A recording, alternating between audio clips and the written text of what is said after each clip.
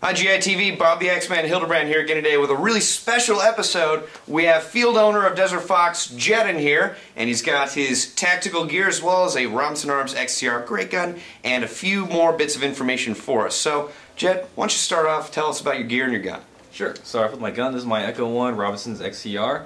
I love this gun. This is the gun I used at the old CQB field, and the reason I love this gun is because the retractable stock and the loudener that I have on here, because the louder you are, the scarier you are. That's right. You played a lot of CQB, so you know what you're talking about as far as that goes. Now, what about this sight? Alright, optics-wise, I've got my iron sights. Always got to make sure you have iron sights as your backups. And then my primary optic is my EOTech. I don't know why, but I just love EOTech. It's a very comfortable sight with a lot of nice eye relief. Does also look exceptionally cool. So. Yes, the cool factor is always a plus. Touche. So why don't we move on to your body armor, this little setup you got here. Sure. With my pouches, I've got just universal pouches. I've got all sorts of guns from AK to Galil to M4, so I need pouches that's going to be able to hold all sorts of different magazines without having to switch it out all the time. Then moving up, I've got my admin pouch. I primarily just use this to hold my patches, like my ID patch right here, my cool Jolly Roger Navy SEAL patch. Nice. Yeah. And then over here, I've got my multi-tool. Always make sure you carry some sort of tool on you on the field in case you need to do any kind of repair or you need just, any kind of crazy circumstances. True. Very handy. Moving along, I've got my grenade pouch right here. I usually just store any kind of miscellaneous grenades. Or what kind of grenades do you use? I use the blue Mad Bull grenades. Right. Just very visible to find after the game's over. Smart. Nice. Don't want to lose your stuff.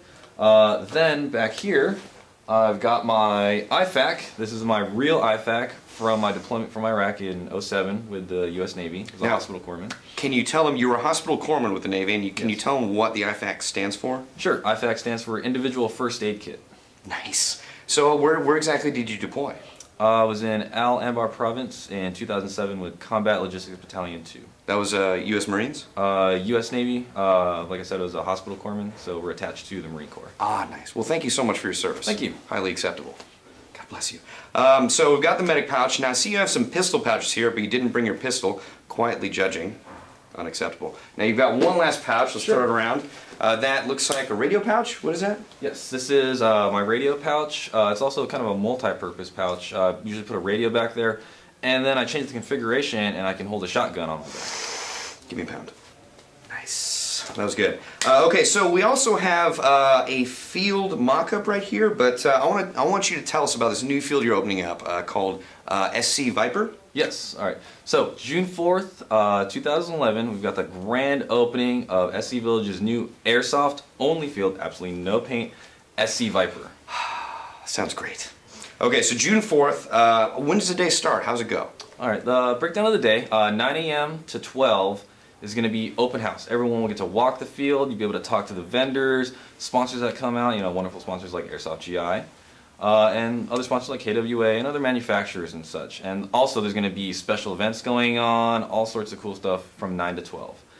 Alright, and from 12 to 4, we've got free play for everyone who shows up to the field on SC Viper. Oh, that's great. I love hearing free, followed by something. So, that's awesome. Now, we've got this handy-dandy field model you brought in. It makes me really want to play Warhammer 40,000 right now. But why don't you explain this? Like, is this up to scale? How big is this field and whatnot? All right. Yes, the model I brought in today is 99% to scale. The field itself is approximately 5 acres big. Wow. Well, that's very large. It seems like you get a lot of different styles of airsoft in with this.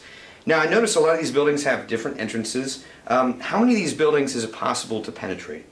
You can penetrate all of these buildings. Really? Yeah. Every single one? Every single one. Now, how many do each of these buildings have 2 entrances? Yes, there's an entrance in the front and in the back. So I could possibly double penetrate each one of these buildings? Oh yes, that's definitely a viable strategy. Are there 3 entrances to any of these buildings? Yeah, in some cases there's 4. So I can cover all the holes? Yes, all of them.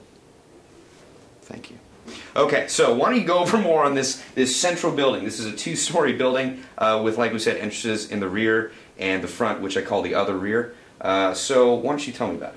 Alright, this building right here is our hotel building. This is essentially made up of 4 containers and 4 containers and one of them stacked on top of each other, creating the 2-story effect. Plus, there's also balcony space around the entire Wow, like one big castle that you will have to enter and destroy.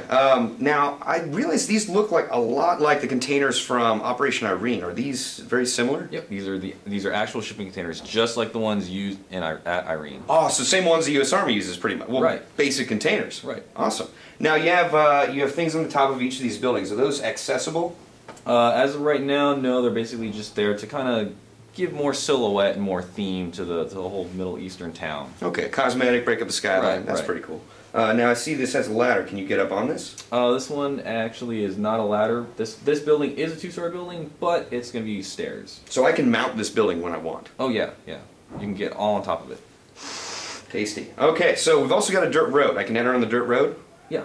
Okay, excellent. This goes all the way through the field. I see we have a checkpoint right here. That's actually going to be there with all those concrete barriers? Right. Right here we have our military checkpoint. There's actual guard shack with the concrete tank barriers, and then it's got that little checkpoint arm that goes up and down. Nice. That sounds great for scenarios. Now we also have some sort of fortress, Taliban-style fortress up here. Can you tell me anything about that? Actually, I cannot tell you anything about the supposed Taliban fortress up at the top of the field. Playfully unacceptable. All right, well, this looks really awesome. I'm really excited for this to open, and what you told me before is that this field is only 20 minutes away from Airsoft GI, right, from our store. Right. So I can literally go buy something at my store, I mean, not my store, but the Airsoft GI store, then head over to the field and play with it? Oh, yeah. Wow, that sounds like a great idea. Okay, so moving on, this is a giant airsoft field. And it's not just because it's a large one, but it's run by the company Giant. Yes. Okay. Now you also own Desert Fox. Yes. And you're going to be running this field. Okay. To more clarify the two positions, all right, my current position right now is the owner of Desert Fox Fields, and my second position at Giant is Director of Airsoft Operations for all of Giant Parks, which include Hollywood Sports Park, SC Village, all the way out to San Diego, Verona, and Alpine. So you covered a lot of airsoft fields. Yes, a lot of them. Now, the difference between the two job titles is Desert Fox is located up in the high desert, so we're pretty far away from everybody. Now, the player base is completely different as well. Our player base at Desert Fox is primarily hardcore milsim type players. This is a very niche group. Yeah. Now, with Giant, we're catering to the masses. Okay, so we've got new players, veteran players, all sorts of players, and we need to come up with a good mix of games for all of them. And so that's what we're creating with SC Viper, and what I'll be bringing to the table for the rest of the Giant Parks. So you're basically just pulling from two completely different pools of players and just enriching the sport of airsoft. Right. Awesome. Well, that's great. One other thing I want to ask you about. One of my favorite games lately on Xbox and PS3 is Black Ops. Thank you, Call of Duty. And you guys are scheduling a Black Ops game? Right. We have Airsoft Black Ops September 24th and 25th at SC Village. It's going to be 24 hours, 2 days of just non-stop airsoft action. And all the action is going to follow the storyline of Black Ops, the missions, the characters, everything in the game, we're going to emulate. So you guys are going to, I mean, we told me before, you're going to have high-end helicopters, you're going to recreate the Tet Offensive, you're going to have explosions, well, all that. Maybe not all of that. But you're going to at least recreate the Tet Offensive. Yeah, yeah. Oh, of course, that'll be easy. That's great. I'm excited. Got a little bit of time to train up, but thank you so much, Jeff, for coming in today. It's been a pleasure. I'm really happy you brought this model and just told me that there's a new field opening up just around the corner. Thank you so much. All right, thank you, Bob. God bless.